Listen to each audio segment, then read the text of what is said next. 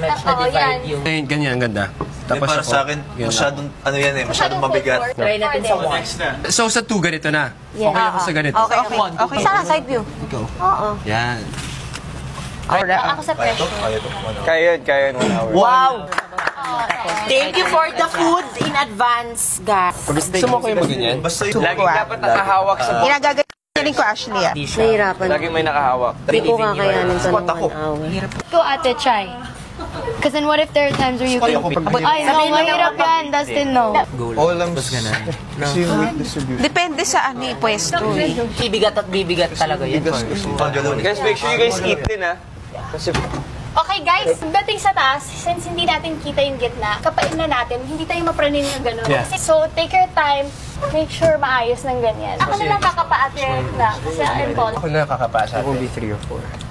So sa left. Ako nakakapa. Tapos, Mamaya. as much as possible, just in case, kuwari nadudulas-dulas na, punasan ako. If kaya lang. Pero last 30 minutes, isa-isa. Bitaw ka nga, Dustin. Pareho. Kasi Ash, I think pwede. wala na bukas. Huwag niyo akong kakausapin. Huwag kang mahiya sa akin, susuntukin talaga ata. Tsaka kahit may matamaan tayo sa isa't isa, dead ma. Sa bros, ganun lang. Yeah. Ayoko na. Busog ako sa stress. Kumain ka na. Kumain ako?